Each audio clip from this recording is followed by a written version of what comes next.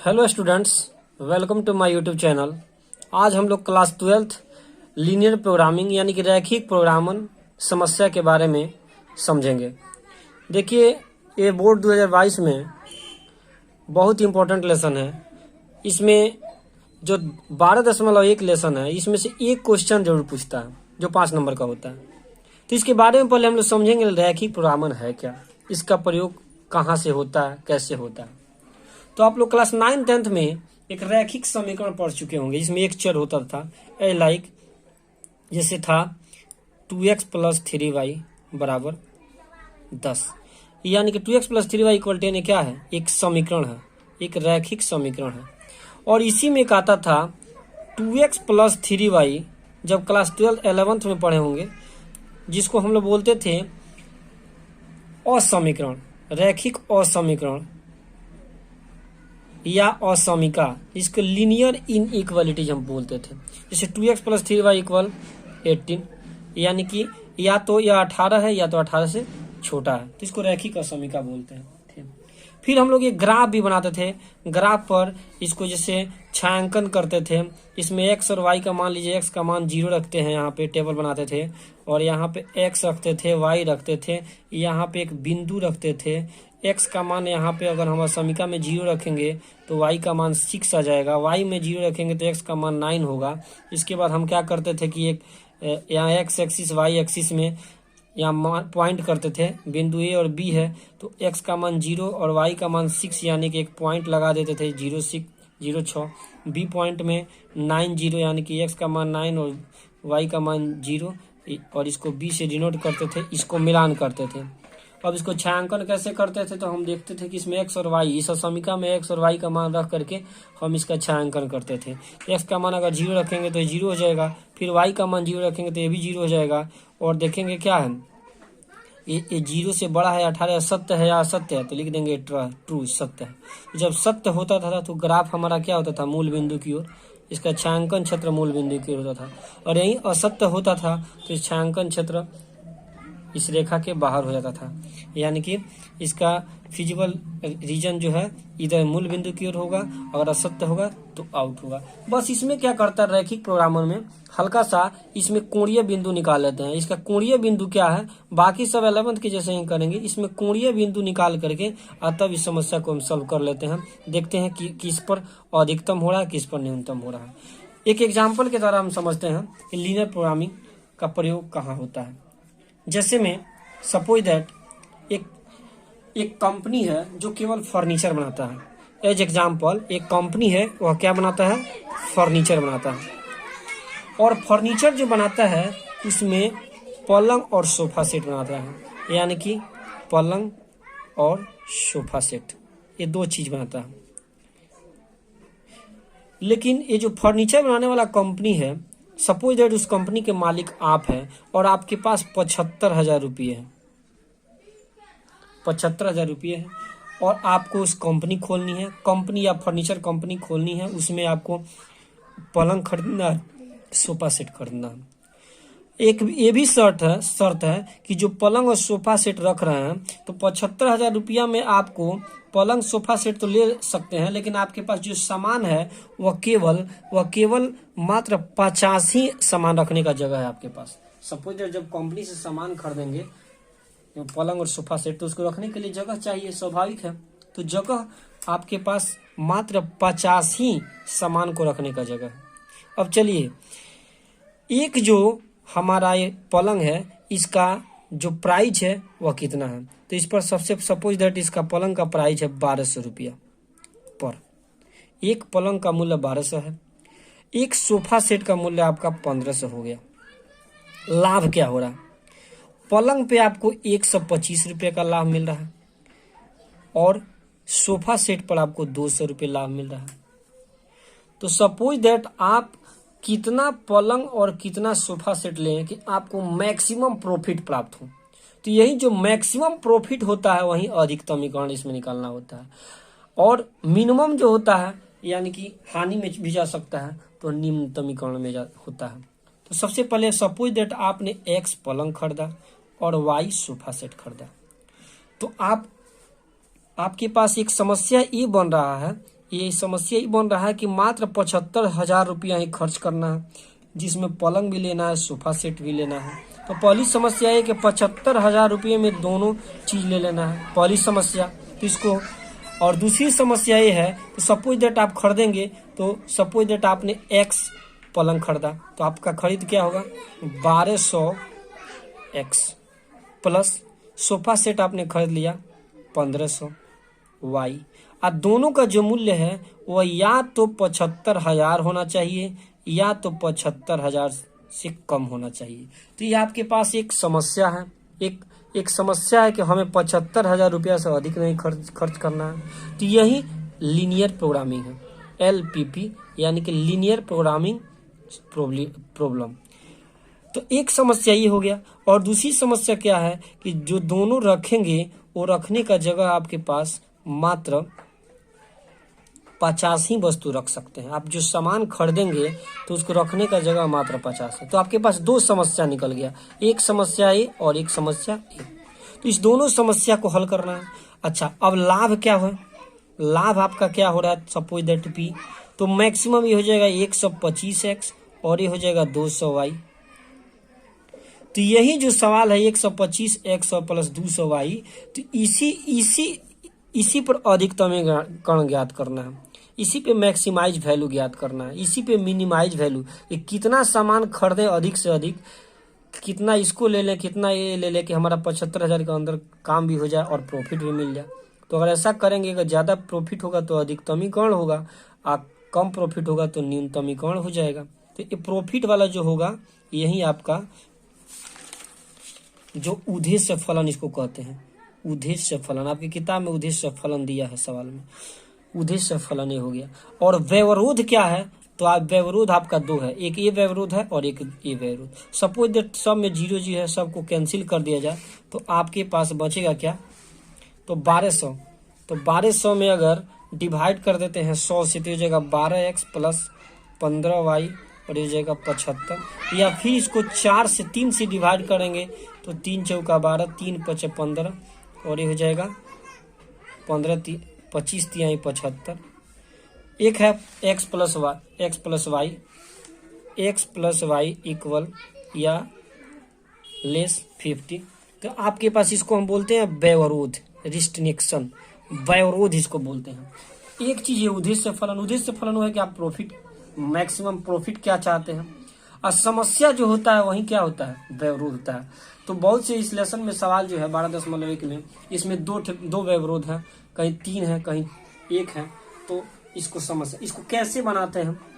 तो suppose that ये 2 आपका व्यवरोध हो गया और ये आपका इसका उद्देश्य फलन निकालना होता है। बस सेम सवाल हम क्वेश्चन के माध्यम से बताते हैं, इसको कैसे सॉल्व करेंगे। तो सबसे पहले प्रश्नावली 12.1 का पहला क्वेश्चन देखते हैं। This is a very very important question. इस क्वेश्चन को देखते हैं। एक क्वेश्चन नंबर फर्स्ट जो है, यहाँ उद्देश्य फलन z का मान दे दिया 3x प्लस 4y। आपके पास जो व्यवरोध है, जो समस्या है, वह दे दिया x plus y is less than और इक्वल 4 और x is greater than 0, y is greater than या इक्वल 0। तो सबसे पहले इसका हमें संगत समीकरण निकालते हैं। तो पता है संगत समीकरण निकालने के लिए क्या करते हैं, जो इक्वल बड़ा है छोटा है इसको क्या करते हैं? इक्वल कर लेते हैं। तो सबसे पहले इस क्वेश्चन को उतार लेंगे, उद्देश्य फलन इतना हो गया, व्यवरोध इतना हो गया। इसका संगत समीकरण क्या होगा? तो x plus y equal 4, x का मान 0, y का मान 0। अब समीकरण 1 से y का मान क्या हो जाएगा? y इक्वल 4 माइनस x हो जाएगा। अब इसमें एक लाइन खींचेंगे, यहाँ पे x लिखेंगे, y रखेंगे, x का मान 0 रखेंगे। ध्यान रखना, पहले x का मान 0 रखते हैं तो y का मान जो आता है लिख देते हैं। फिर y का मान 0 रखेंगे तो देखेंगे x का मान कितना आ रहा है, तो y का मान 0 रखेंगे तो x का मान 4 आ जाएगा। इसको बिंदु में एक a रहेगा और एक b हो जाएगा। अब इसका हम क्या करेंगे? संगत रेखा के समीकरण का आलेख खींचेंगे। आलेख खींचेंगे यानी कि एक लाइन खींच देंगे x एक्सिस और एक हो जाएगा y एक्सिस। x एक्सिस में हम a का मान रखेंगे, a का मान 0, तो यानी कि भुज 0 और कोटि क्या? 4, यानी कि भुज 0 कोटि 4। तो यहाँ एक पॉइंट कर देंगे, यहाँ डिनोट लिख देंगे a0 4। b का मान क्या होगा? तो x का मान 4 और y का मान 0, b 4 0। अब देखिए यहाँ पे एक लाइनिंग खींच देंगे, यहाँ हो जाएगा x प्लस वाई इक्वल 4 अब देखिए इसमें हम छायांकन कैसे करते हैं, तो रफली समझा दें आपको कि जो असमिका होती है x प्लस वाई, ये असमिका है आपका x plus y is equal linear inequalities. इसमें x का मान 0 और y का मान 0 रखेंगे। तो जब असमिका इतना में x का मान 0 और y का मान 0 रखेंगे तो स्वाभाविक है कि 0 प्लस 0 इक्वल 0 होगा और 0 4 से छोटा होगा या बराबर होगा, यानी कि सत्य बोल रहा। तो जब सत्य कहेगा तो इसका जो छायांकन क्षेत्र होगा मूल बिंदु की ओर होगा, अगर असत्य कहेगा तो ये बाहर हो जाएगा। तो हमारा छायांकन क्षेत्र क्या है, मूल बिंदु की ओर, तो हम इसको मूल बिंदु की ओर खींच देंगे। आगे बढ़ते हैं, आगे कह रहा है यहाँ पे कि मूल अतः लिखेंगे मूल बिंदु इस क्षेत्र में स्थित है। आगे कह रहा है x का जो मान है 0 से बड़ा है यानी या बराबर है, तो 0 से बड़ा यानी कि x का जो वैल्यू है वह 0 से बड़ा होगा, यानी कि 0 से बड़ा होगा यानी कि y अक्ष पे होगा, यानी कि y अक्ष के दाईं ओर होगा। ये y अक्ष 0 से बड़ा यानी कि y अक्ष के दाईं ओर होगा। आगे बढ़िए, आगे कह रहा है कि y इज ग्रेटर देन 0, इसका क्षेत्र क्या होगा, इसका अर्थ क्या है कि y का मान 0 से बड़ा है या बराबर होगा, तो क्या होगा ये x अक्ष के हो, 0 से बड़ा यानी कि x अक्ष के ऊपर होगा। तो हमारा एक ग्राफ इधर आएगा, एक इधर जाएगा, एक इधर जाएगा, तो यहाँ पे जो ट्रिपल छायांकन क्षेत्र वह क्या है, यही है। तो यही चीज हम 11th क्लास में इतना तो पढ़ चुके हैं। ये जो छायांकन क्षेत्र हो गया यही उभयनिष्ठ क्या लिखेंगे, इस प्रकार उभयनिष्ठ क्षेत्र त्रिभुज OAB है।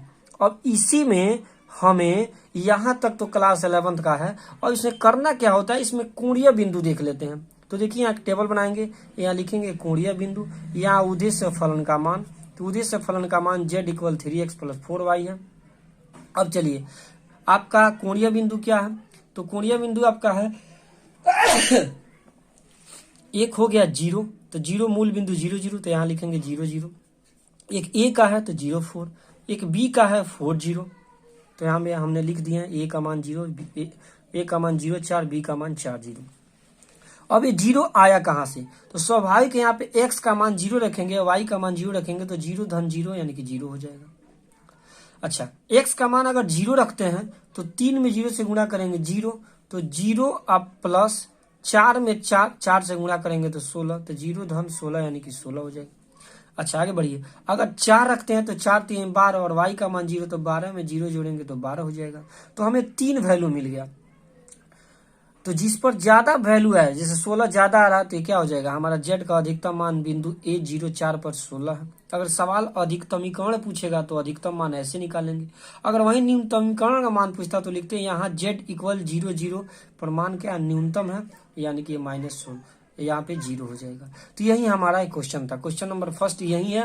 11th तक छायांकन वाला काम आप कर लेंगे, क्लास 11th में रैखिक समीकरण दिया गया है। बस इसमें आगे कोणीय बिंदु एक निकाल देना है और इसमें देख लेना है कि इस पर मान ज्यादा होता है, ज्यादा होगा तो उद्देश्य फलन इसका अधिकतम मान हो जाएगा, कम होगा तो न्यूनतम हो जाएगा। तो क्वेश्चन नंबर 1 है। क्वेश्चन नंबर 2 अब देखते हैं। क्वेश्चन नंबर 2 है कि z का मान उद्देश्य फलन आपका हो गया ऑब्जेक्टिव फंक्शन जिसको बोलते हैं, z का मान जो दिया -3x प्लस 4y दिया है। वैरो दो समस्याएं, एक है x plus 2y is less than और इक्वल 8, और एक है 3x plus 2y is less than और इक्वल 12, और एक है x इज ग्रेटर देन और इक्वल 0, और एक है y इज ग्रेटर देन 0। इसका संगत समीकरण निकालते हैं। संगत समीकरण में x प्लस 2y इक्वल 8 हो जाएगा। पहले हम उद्देश्य फलन जो ऑब्जेक्टिव फंक्शन इसको रोक देते हैं, पहले वैरोध जो समस्या है इसको हम ऐसे इक्वेशन फर्स्ट कर लेंगे। एक 3x प्लस 2y इक्वल 12, ये समीकरण 2 हो गया। एक होगा x इक्वल 0 और एक होगा y इक्वल 0, 3 और 4 ले लेते हैं। अब समीकरण 1 से करेंगे क्या, इस समीकरण 1 से जब x प्लस 2y इक्वल 8 है तो 2y इक्वल हो जाएगा 8 माइनस एक्स, और 2 मल्टीप्लाई है तो जाएगा डिवाइड हो जाएगा। अब x का मान जब 0 रखेंगे तो y का मान 8 में से 0 गया 8 और 2 से डिवाइड हो जाएगा 4 हो जाएगा।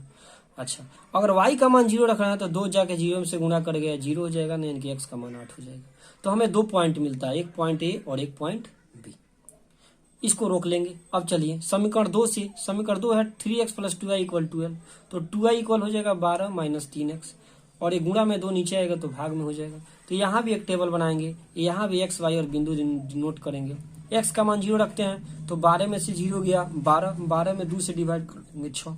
y का मान 0 रखते हैं तो हो जाएगा y का मान 0, तो 2 में 0 y से गुणा करेगा तो 0 हो जाएगा, तो 0 इक्वल 12 माइनस 3x, ये 3 जाके इधर चलाएगा 12, x का मान 3 चौका 12, यानी कि y का मान 0 तो x का मान 4, ये CD हो गया। तो एक AB मिल गया, एक CD मिल गया। अब इसका हम रेखा खींच लेते हैं जो कि आपको पता है। एक रेखा क्या है, एक ए बी रेखा, ए का मान हो गया 0 4, बी का मान 8 0। तो इस रेखा का नाम है आपका x + 2y = 8। तो हम इसको लिख देंगे x + 2y = 8। एक और रेखा सी डी है, x का मान 0 तो y का मान 6। ये जो नोट कर दिए, x का मान 0, y का मान 6 और d 4 0। इसको एक रेखा खींच लेंगे, इसका भी मान 3x + 2y = 12 कर देंगे। अब देखिए यहाँ तक तो सही है, छायांकन कैसे आएगा? ये छायांकन करने के लिए पहले लिखेंगे असमिका, जो फर्स्ट असमिका है जिसको आप संगत समीकरण बनाना है, उसमें x का मान 0 और y का मान 0 रखेंगे। जैसे ही 0 रखेंगे तो 0 + 0 = 2y यानी कि 0, ये 8 यानी कि सत्य है। तो सत्य है तो जो लाइनिंग होगा क्या होगा? मूल बिंदु की ओर, ए बी के नीचे की ओर होगा, इधर ये नीचे छायांकन होगा मूल बिंदु की ओर, यानी कि मूल बिंदु इस क्षेत्र में स्थित होगा। आगे चलेंगे और इसी प्रकार समस्या ये फर्स्ट हो गया। तो सेकंड वाला इस क्षेत्र में आगे 3x + 2y = 12, इसमें भी 0 रखेंगे तो यहाँ भी क्या हो जाएगा? 3 × 0 यानी कि 0 + 2 यानी कि ये भी 0 हो जाएगा। ये 12 से छोटा है, इसका अर्थ है सत्य है। तो मूल बिंदु इसके क्षेत्र में। अब देखिए इसका छायांकन क्षेत्र इधर था, इसका छायांकन क्षेत्र इधर है, तो दोनों में उभयनिष्ठ एरिया क्या है? यही है छायांकन, यानी कि इसका यहाँ सिंगल छायांकन फिर डबल, तो दोनों में डबल कहाँ रहा? तो यही रहा APDO। अब चलिए इस पॉइंट का नाम क्या होगा? ये प्रतिच्छेद कहाँ कर रहा है? ये वैल्यू निकालनी है। अच्छा ये यहाँ तक भी तो जा सकता है, तो जी नहीं, यहाँ पर अभी लिखा है कि जो x का जो मान है वह 0 से बड़ा होना चाहिए। तो यानी कि x का मान 0 से बड़ा इधर, और फिर कह रहा है y का मान जो है वह 0 से ज्यादा यानी कि इधर, यानी कि इसका छायांकन इधर और इसका छायांकन इधर, यानी कि आपका जो सुसंगत क्षेत्र वह क्या हो जाएगा? AOPB, चाहे OAPB, यही आपका छायांकन, यही सुसंगत क्षेत्र है। यानी कि आपके पास कोणीय बिंदु मिल गया क्या? OAPB। इस कोणीय बिंदु का मान ही यहाँ रखेंगे, इसी पर देखेंगे हम मैक्सिमम और मिनिमम वैल्यू। तो चलिए यहाँ पे कोणीय बिंदु पहले P का वैल्यू निकालेंगे, 2 3 आएगा कहाँ से? तो लिखेंगे इस प्रकार की समस्या का सुसंगत क्षेत्र OAPD है। आगे लिखेंगे रेखा 1 और 2 को हल करने पर। हल कैसे करते हैं तो आप पढ़ चुके हैं क्लास 10th में, विलोपन विधि, लुप्तीकरण विधि, वर्गगुणन विधि। इस विधि से हम समीकरण 1 और 2 को हल करेंगे और x और y का वैल्यू निकाल लेंगे। तो हमें x का मान 2 आएगा और y का मान 3 आएगा। तो यही इस p का जो मान होगा 2 और 3 हो जाएगा। तो यहाँ लिखेंगे इसलिए बिंदु P 2 और 3 है। अब लिखेंगे अब कोणीय बिंदु। कोणीय बिंदु कौन कौन से थे? एक O है, एक A है, एक P है, एक D है। तो O का जो मान मूल बिंदु ओरिजिन पॉइंट है 0 0, A का मान 0 4, B का मान 1 है, P का मान 2 3 2 और 3, D का मान 4 0। अब इसी पर मान रखते हैं। ये कहाँ से आया तो आप ऑलरेडी जानते हैं। O का मान 0 0, A का मान 0 4, P का मान 2 3, D का मान 4 0। अब इसमें करेंगे क्या? उद्देश्य फलन का मान। अब यहाँ पे रफली करते हैं, x का मान 0 और y का मान 0 रखेंगे तो 0 धन 0 यानी कि 0 हो जाएगा। अच्छा x का मान 0 तो 3 में 0 से गुणा करेंगे 0, और 4 में 4 से गुणा कर देंगे तो 16, तो 0 धन 16 = 16। x का मान 2 रखेंगे तो 3 दूनी 6, और y का मान 3 रखेंगे 3 चौका 12, 12 में से 6 गया 6। x का मान 4 रखेंगे तो 4 3 12, और 4y 0, 0 में से 12 गया -12। तो यहाँ पे z का न्यूनतम मान पूछ रहा है इस क्वेश्चन में। तो न्यूनतम मान क्या हो जाएगा? ये आपका लिखेंगे, इसलिए z का न्यूनतम मान बिंदु D 4 0 पर -12 है, इसलिए इसका न्यूनतमीकरण वैल्यू इतना हो गया। यही क्वेश्चन रहता अगर अधिकतमीकरण पूछता तो हम अधिकतम लिखते हैं यहाँ पे। यहाँ z का अधिकतम मान 16 है, यानी कि बिंदु 0 4 पे है, तो यहाँ पे इसका ही होगा। तो जो न्यूनतम पूछा तो न्यूनतम का लिख देंगे, अधिकतम पूछेगा तो अधिकतम का पूछ देंगे। तो क्वेश्चन नंबर 2 कंप्लीट रहा। क्वेश्चन नंबर 3 भी वैसे ही है कि 5x + 3y = इतना। इसका भी रफली समझा दें, इसको संगत समीकरण निकालेंगे तो हो जाएगा 3x + 5y = 15। एक समीकरण होगा 5x + 2y = 10। इसको फर्स्ट मानेंगे, इसको सेकंड मानेंगे। इसका हम एक टेबल ए रहा, एक टेबल ए रहा, यहाँ पे रफली समझा देते हैं। जैसे क्वेश्चन नंबर 1 2 है उसी से आप बना लेंगे। जैसे यहाँ पे x हो गया, y हो गया, यहाँ पे बिंदु हो गया, यहाँ पे x y, यहाँ पे बिंदु हो गया। आगे चलिए, इसमें x का मान 0 रखेंगे तो y का मान 5 यहीं 15 हो जाएगा। x का मान अगर y का मान अगर 0 रख रहे हैं तो x का मान 3 5 15 हो जाएगा। इसको a और इसको b नोट करेंगे। यहाँ पे चलते हैं समीकरण 1 के लिए, ये समीकरण 1 था, और समीकरण 2 के लिए हम चल देंगे। अगर तो x का मान 0 रखते हैं तो y का मान 5, y का मान 0 रखते हैं तो x का मान 2। इसको c लिखेंगे, इसको d लिखेंगे। अब इसमें एक रेखा खींचते हैं। यहाँ पे x एक्सिस वाई एक्सिस, यहाँ पे एक्स का मान 0 तो यहाँ होगा वाई का मान 3। सपोज दैट 1 2 3 ये रहा 4, यहाँ पे 1 2 3 4 5 ये रहा। एक्स का मान 0 और वाई का मान 3, यहाँ पे लिख देंगे A0 3। एक्स का मान 5 तो वाई का मान 0, एक्स का मान 5 तो वाई का मान 0, यहाँ पे B लिख दिया, यहाँ पे लिख दिया 5 0। ये रेखा खींच दिया यहाँ से। आगे बढ़ते हैं। एक्स का मान 0 तो वाई का मान 5, एक्स का मान 0 तो वाई का मान यहाँ पे 5, यहाँ पे C लिखेंगे 0 5। एक्स का मान 2 और वाई का मान 0 तो एक्स का मान 2 वाई का मान 0, इसको D लिख दिया। आज इसको भी एक लाइन खींचेंगे CD। एक रेखा है, इस रेखा का नाम है 3x plus 5y 5y equal 15। इस रेखा का नाम है वह 5x प्लस 2y इक्वल 10। अब चलते हैं। अब हमें आलेखन करना है। कैसे करना है भाई? तो चलिए, मूल बिंदु पहले असमीका फर्स्ट में 0 0, यहाँ 3x प्लस 5y इक्वल 15 है। यहाँ पे x का मान 0 रखेंगे तो 0 और y का मान 0 तो 0 हो जाएगा। और देखते हैं यहाँ क्या है, 0 से बड़ा है 15, ट्रू है या फॉल्स? ट्रू है, यानी कि सत्य है, तो इसका छायांकन क्षेत्र मूल बिंदु की ओर होगा इधर। आगे बढ़ते हैं। इसका अब इस असमीका 2 में चलते हैं। 5x प्लस 2y, इसमें x का मान 0 y का मान 0 रखेंगे तो 0 धन 0, यानी कि 0 से बड़ा है 10। ये भी सत्य है, ये भी ट्रू है, तो इसका भी छायांकन क्षेत्र क्या होगा? मूल बिंदु की ओर होगा। तो यहाँ पे डबल छायांकन क्षेत्र किधर है? तो यही आपका डबल है। O, इसको लिख देंगे, एक पॉइंट A है तो O A, एक कट गया, P हो गया, A हो गया D, OAPD। इसमें भी छायांकन क्षेत्र क्या हो गया?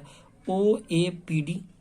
अब इसमें भी यहाँ पे लाइनिंग खींचेंगे, यहाँ पे कोणीय बिंदु लिख देंगे, यहाँ पे जो उद्देश्य फलन का मान है वो लिख देंगे, उद्देश्य फलन का मान है। इसमें O का मान है O0 0, A का मान है 0 3, P का मान कहाँ से आएगा? तो P और X और 1 और 2 को हल करेंगे, 1 और 2 को हल करेंगे तो इसमें X और जो Y का जो वैल्यू आएगा वही आपका P का मान हो जाएगा। फिर D का वैल्यू, इसमें मान रखेंगे, आपका Z का मान है 5x प्लस 3y। जब इसमें मान रखेंगे तो आसानी से हमारा अधिकतम वैल्यू और न्यूनतम वैल्यू मिल जाएगा।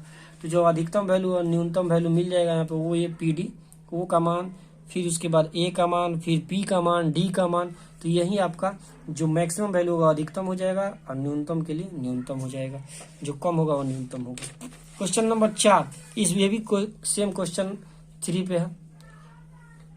इसमें भी 2 इक्वेशन है, इसमें भी x और y का मान निकालेंगे। इसमें सुसंगत क्षेत्र जो होगा वो according to question number 2, according to question number 2। इसमें भी 5 नंबर जो क्वेश्चन है ये भी according to 3, according to question number 2 पे बना लेंगे। इसमें भी सुसंगत, इसका भी हम x plus y 2x plus 2y equal 10 करेंगे, एक टेबल ऐसे बनाएंगे, इसका भी वही काम करेंगे। ये हो जाएगा 3x प्लस वाई इक्वल 15। इसको भी सॉल्व करेंगे, x y बिंदु आलेख खींचेंगे। अगर मूल ट्रू होगा तो नीचे, फॉल्स रहेगा तो ऊपर। तो हमारा ये क्वेश्चन कंप्लीट रहा। तो नेक्स्ट वीडियो में हम नेक्स्ट क्वेश्चन बताएंगे जहां पे एक असमीका हो, एक लीनियर इक्वेशन हो, उसको संगत समीकरण बनाने पे एक लीनियर, वहां पे जो सुसंगत क्षेत्र होगा उसका जो कोणीय बिंदु होगा, यहाँ पे मात्र कोणीय बिंदु 2 है, A और B, तो इसीलिए हमने इस पर निकाल दिया। O पे भी हो सकता है, OAP भी, और वहीं जो 4 होता है जिसमें तो 1 पॉइंट बढ़ जाता है। तो इस प्रकार 1 से लेकर 5 इस क्वेश्चन को अच्छा से समझिएगा, अध्ययन कीजिएगा। ये प्रश्नावली बोर्ड के हिसाब से बहुत इंपॉर्टेंट लेसन है। सबसे पहले जाकर चाहे तो इस क्वेश्चन को सॉल्व करके 5 नंबर आप आसानी से ले सकते हैं। धन्यवाद।